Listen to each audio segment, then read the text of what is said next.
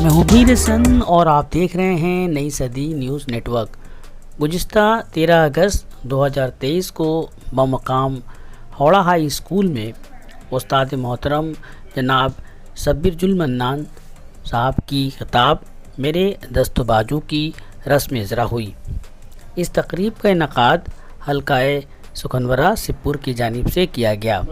वाज़ह रहे कि मेरे दस्त बाजू की ये दूसरी जिल्द है, इससे कबल जिल्द अव्वल शाया हो चुका है। इस तकरीब की सदारत जनाब अलहाज अब्दुल वदूद अंसारी साहब साबिक प्रिंसिपल PTTI ने की। इस मौके पर इल्मी, अदबी, सियासी और तालीमी शोबे से ताल्लुक़ रखने वाले मशहूर मारूफ शख्सियत की शिरकत हुई, जिनमें जनाब वसीमुल हक deputy mayor Asansol municipal corporation, जनाब मुस्तफ़ीज़ हसन, डॉक्टर जमालुद्दीन शम्स, जनाब मुबारक अली मुबारकी, जनाब मंजर जमील, प्रोफेसर अशरफ अली, जनाब आफ्ताब आलम, मोहतरमा सूफिया अब्बास और वासिफ़ अख्तर साहब पेश रहे। किताब की रस्म इज़रा डॉक्टर मुश्ताक अंजुम के हाथों हुई।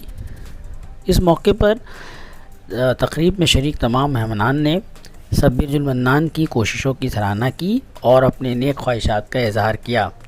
जनाब नौशाद मोमिन, जनाब वलीउल्लाह अंसारी साहब, जनाब फ़हीम अनवर, जनाब आसिम शहनवाज सिबली साहब, जनाब खुर्शीद अनवर, जनाब जावेद अहमद, जनाब सरवर अज़ीज़, मोहतरमा अंजुम परवीन ने किताब मेरे दस्त बाजू पर अपने ख़यालात का इजहार किया।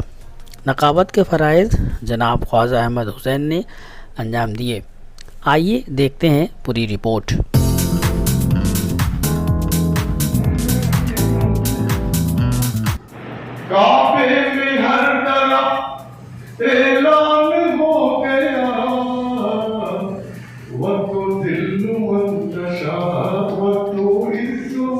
प्रोग्राम शब्बीर मन्नान की किताब दस्त बाजू के रस्म अजरा था और आज का प्रोग्राम बेहद कामयाबी। इसमें मुक़र्रिरीन जितने भी थे, सामीन कराम जितने भी थे और मेहमान कराम थे, सबों ने इस काम को सराहा, तबीयत-ए-मुकान के काम को सराहा और फिर आगे करने की तरगीब दिया। और इस तरह का काम अगर हर इलाक़े में अगर होता रहे तो फिर इलाक़े को जो पोशीदा शख्सियतें हैं उनको सामने आने का मौका मिलेगा।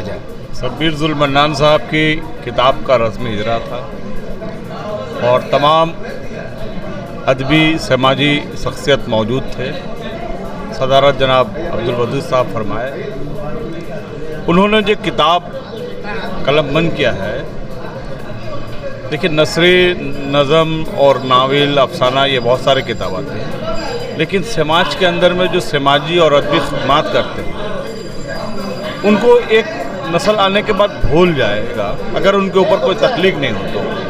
और इन्होंने बहुत बड़ी काम किया है कि उन शख्सियात के ऊपर में कलम बंद किया और उसको एक किताबी शक्ल दिया है जो एक तारीख़ बन के रह जाएगी कि हमारे आने वाले जो नस्ल है उनको एक मिसल राह मिलेगा और वो जान पाएंगे कि कैसे कैसे लोग और किन किन लोगों ने क्या खिदमत दी अदब के लिए, समाज के लिए, सियासत के लिए, उसको इन्होंने कलम बंद किया। ये बहुत मुबारकबाद की बात है और बहुत कामयाब प्रोग्राम रहा। शब्बीर साहब के बारे में बस इतना कहूँगा कि वो लालो गहर को ढूंढ कर निकालते हैं। एक बहुत ही हम्बल इंसान और उनकी जो खिदमात हैं अभी उर्दू अदब को क़ारीन के साथ जोड़ने के लिए उन्होंने जो अपने आसपास के माहौल के जो लोग हैं उनके उजागर करना, एक इमीडिएट आइकॉन्स सोसाइटी को फ़राहम करना, ये काम कर रहे हैं।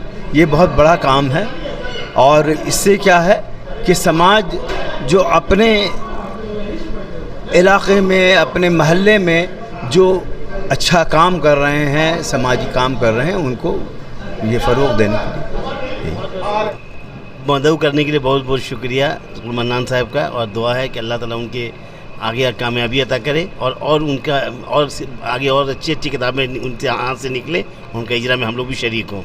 मैं आज की तकरीब में शामिल तमाम हजरात का बेहद ममनून हूँ कि उन्होंने अपना कीमती वक्त दिया।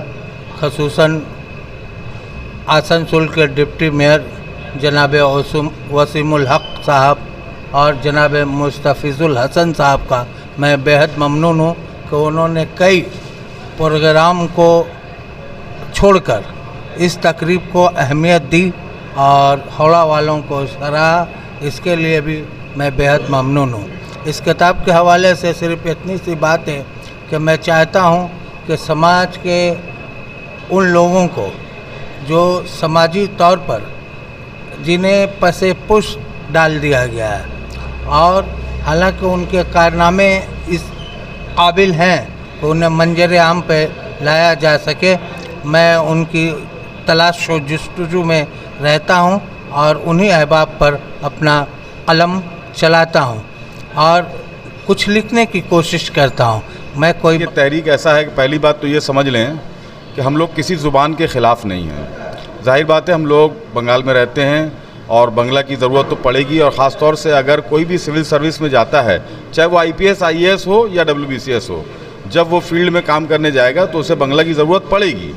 लेकिन जिस तरह IAS और IPS आते हैं हमारे बंगाल में और आने के बाद वो लोग बंगला यहाँ सीखते हैं, डिपार्टमेंटल एग्ज़ाम उनका बंगला का होता है और उसके बाद वो काम करते हैं, नहीं तो उनका प्रमोशन वगैरह रुका रहता है।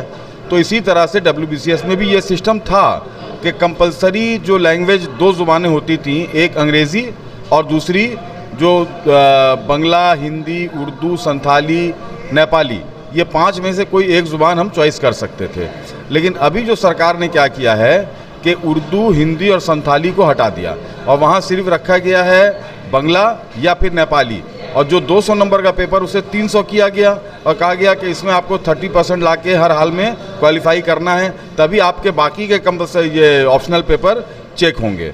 तो ये एक तरह से मैं कहता हूँ जुल्म है, क्योंकि जो हमारे उर्दू और हिंदी स्कूलों के बच्चे हैं वो उन्होंने क्लास 1 से लेकर क्लास 10 तक 2 ज़ुबानें पढ़ी हैं, एक अपनी मादरी ज़ुबान उर्दू हिंदी और दूसरी अंग्रेज़ी सेकेंड लैंग्वेज। ये माध्यमिक तक वही चला, हायर सेकेंडरी में भी उन्होंने वही 2 ज़ुबानें पढ़ी।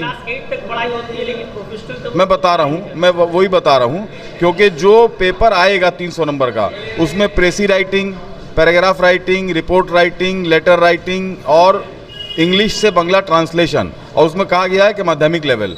तो आप क्लास 8 तक पढ़ाते हैं, पढ़ाते नहीं है, सिर्फ ऑर्डर है, पढ़ा क्यों नहीं पा रहे हैं उर्दू स्कूल वाले, ख़ास तौर से मैं बता रहा हूँ आपको। वो चक्कर ये है कि जब हम बंगला का टीचर मांगते हैं तो SSC बंगला का टीचर दे नहीं पा रही है। क्यों नहीं दे पा रही है? क्योंकि वहाँ एक शर्त ये लगी हुई है कि बंगला में MA या ऑनर्स या जो भी हो, साथ में उर्दू उसका कहीं ना कहीं एक सब्जेक्ट होना चाहिए, माध्यमिक में हो, हायर सेकेंडरी में हो या ग्रेजुएशन में हो। अब जो बच्चा, जो लड़का ये समझिए कि बंगला में MA है, वो जाहिर बात है बंगला मीडियम से ही आया होगा, उसके लिए उर्दू कहीं मिलेगा नहीं हम लोगों को। तो ये एक ऐसी दिक्कत है जिसकी वजह से उर्दू के ये बंगला टीचर हम लोगों को उर्दू स्कूलों में या हिंदी स्कूलों में मिल नहीं रहे। तो आप टीचर दीजिएगा नहीं। दूसरी बात, हम लोग तो ये कह रहे हैं कि आप क्लास 5 से लेकर 10 तक कंपलसरी कर दीजिए, बंगला टीचर दीजिए, हम लोग पढ़ने के लिए तैयार हैं, हम लोग तो किसी ज़ुबान के ख़िलाफ़ नहीं हैं। और आप 5-6 साल का टाइम दीजिए, जो बच्चा क्लास 5 से शुरू करेगा 10 तक पढ़ेगा, उसके बाद आइए, मुकाबले में हम लोग पीछे नहीं हैं। बस यही हम लोगों का दावा है और इससे ज़्यादा कुछ नहीं। और शुक्रिया चाहता हूँ सबसे पहले कि शब्बीर जुल मन्नान की ये दूसरा एडिशन मेरे दस्त बाजू के हवाले से आज जो तकरीब मुनक्किद हुई, जिसकी सदारत प्रिंसिपल वदूद साहब कर रहे थे, मेहमान खसूसी में हमारे बहुत ही अजीज़ दोस्त और छोटे भाई डिप्टी मेयर आसनसोल जनाब वसीमुल हक साहब तशरीफ़ लाए थे। मेहमान खसूसी से मुस्तफ़िज़ुल हसन साहब जमहूरिया से तशरीफ़ लाए थे। खुर्शीद अदीब बहुत बड़ा नाम है आसनसोल के हवाले से, परवेज़ साहब थे, और हमारे अली कलीम हाजिक साहब, ये सारे लोग। आज सबसे बड़ी बात, और निज़ामत की ज़िम्मेदारी हमें सौंप दी गई थी हमारे शब्बीर जुल मन्नान की तरफ से। आज सबसे अच्छी बात जो मुझे ये लगी कि आज के इस तकरीब में खालिस अदबी लोग, जिनका कहीं ना कहीं से, चाहे वो जिस शोबे में भी हो, लेकिन उनका अदब से ताल्लुक़ है। अब ये बात मैं क्यों कह रहा हूँ? आप कहेंगे कि डिप्टी मेयर तो सियासी आदमी है, तो अगर वो देखिएगा तो मैं भी सियासी आदमी, लेकिन कहीं ना कहीं हम लोग सियासत से अलग हट करके भी हम लोग अदब की खिदमत करें। मैं आपके चैनल से मैं चाहता हूं कि उनके लिए एक नज़्म के 2 बंद के ये कलम के सिपाही हैं, तो किसी शायर नहीं बल्कि मुस्तफ़ा अकबर की ये नज़्म है कि कलम ने खिलाए हैं बन में गुलाब, कलम ने खिलाए हैं बन में गुलाब, कलम ही की जुम्बिश से हर इनकलाब, कलम ही का मरहून इल्मुल किताब, कलम मोतबर है, कलम मोतबर है। और एक बंद और है कि कलम जब रुका नब्ज़ दुनिया रुकी, कलम जब उठा तेगे शाही झुकी, कलम को जहालत न झुटला सकी, कलम मोतबर है, कलम मोतबर है। इसलिए कलम के सिपाही शब्बीर जुल मन्नान को मेरे तरफ से सलाम।